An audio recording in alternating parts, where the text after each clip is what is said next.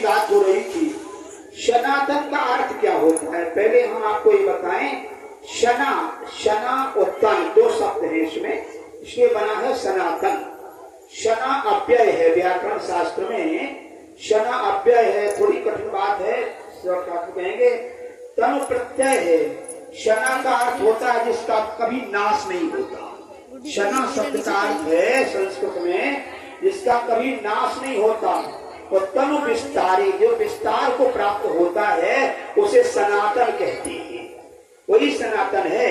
और दूसरा अर्थ सनातन का है जिसकी कोई तारीख नहीं है, कब से प्रारंभ हुआ है।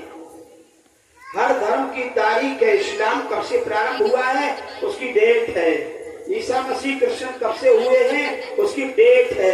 लेकिन सनातन धर्म की कोई डेट नहीं है, ये काल की कालातीत है सनातन धर्म। काल कर्म स्वभाव गुण घेरा और फिर सदा माया का पेरा, ये कालातीत सनातन धर्म है। एक मुझे प्रसंग बहुत बढ़िया याद आता है पुराणों का।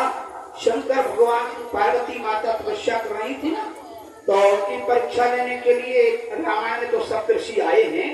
तो पार्वती ने साफ कह दिया कि जन्म कोठ बरहो संभो न तो रहो कुंवारी। ऋषियों से कह दिया कि शंकर जी स्वयं कहें, फिर भी हम नारद जी की बात नहीं टालते, गुरु जी है ना नारद, कि गुरु के वचन प्रतीत न जेई और सपने सुगम न सुख सिद्धते ही। नारद जी गुरु हैं, तो हमने कह दिया नहीं। पुराण में कथा आती है शंकर जी परीक्षा लेने गए पार्वती की, और शंकर जी ने गुरु की बुराई आलोचना की और स्वयं अपनी आलोचना की। लेकिन एक बात शंकर जी ने कह दी, शंकर के माता पिता का पता नहीं है, उनके जन्म का पता नहीं है, कहाँ जन्म हुआ कब हुआ कोई तारीख नहीं है। पार्वती माता को क्रोध आ गया।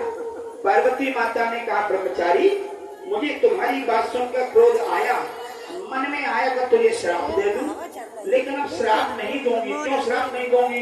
कि तुमने एक बात बहुत बढ़िया कह दी। क्यों? कि शंकर के जन्म का पता नहीं है, उनका कब जन्म हुआ है, माता पिता का पता नहीं है।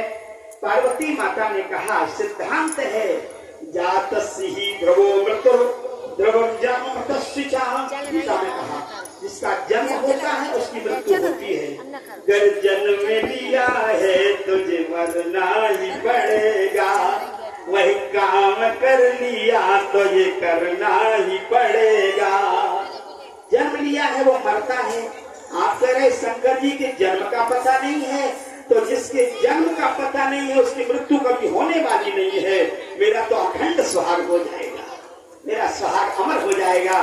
तो सनातन का अर्थ है जिसकी डेट नहीं है, कोई तारीख नहीं है सनातन की कब से प्रारंभ हुआ है, और जिसकी तारीख होती है, डेट होती, वो डेट हो जाता है। समझ लो कभी ना कभी। और गुरु की बात आपको बता दें 2 मिनट में, गुरुदेव की बात बता दें कि गुरु बिन भयो निधि तरय न कोई, गुरु बिन भव निधि तरय न कोई, जो शंकर विरंच सम होई। क्या सुंदर वाक्य है। गुरु के बिना संसार सागर से कोई तर नहीं सकता। तरने का अर्थ आप जानते हो क्या होता है? तरने का मतलब है तैरना। जैसे नदिया में नाव तैर जाती है ना, इसी तरह भवसागर में हम गुरु की कृपा के बिना तर नहीं सकती। शंकर के समान हो जाए तब भी। और एक बात और बताएं, संसार सागर क्या है? इस संसार को कहा है भवनिधि। बड़ी शब्द बड़ी अच्छी। संसार को क्या कहा? भवनिधि। और गुरु जी क्या है? अनुभव निधि।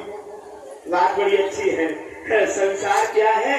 भवनिधि है, और गुरुदेव क्या है? अनुभव निधि है। तो भाई भवनिधि से तरना है तो अनुभव निधि की सन्निधि में जाना पड़ेगा, और वो तुम्हें तरने की विधि बता देगी।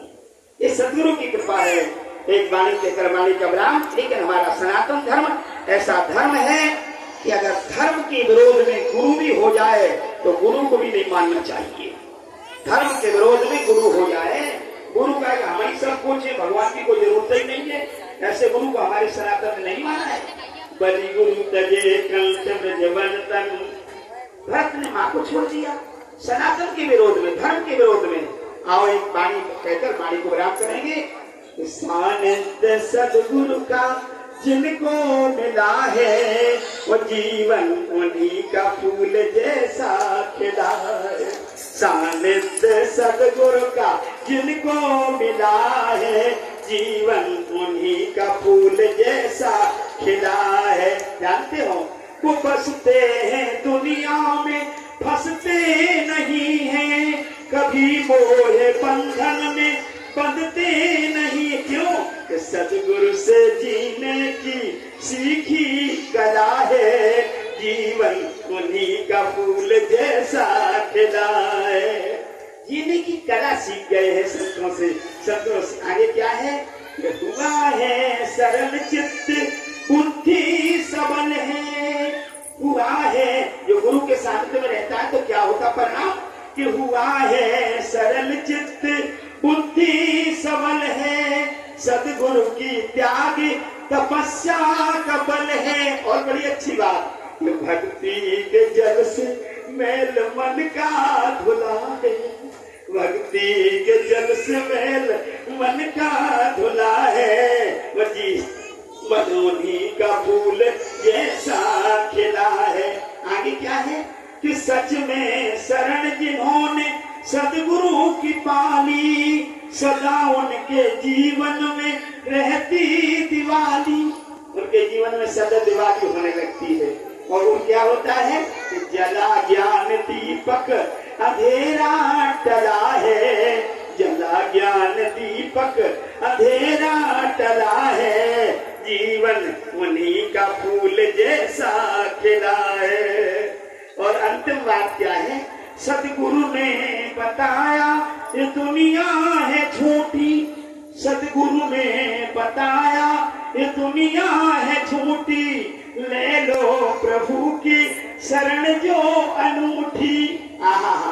श्री राम की शरण में, श्री राम की शरण में जाने में ही भला है, श्री राम की शरण जाने में ही भला है, वो जीवन उन्हीं का फूल जैसा खिला है। सानिध्य सदगुरु का जिनको मिला है, जीवन उन्हीं का फूल जैसा खिला है। तो जैसा दिन है आज का, ऐसा नित नित होए, दुख घटे और सुख बढ़े, प्रभु से मिलना होए, प्रभु से मिलना होए। बोले सतगुरुदेव भगवान की।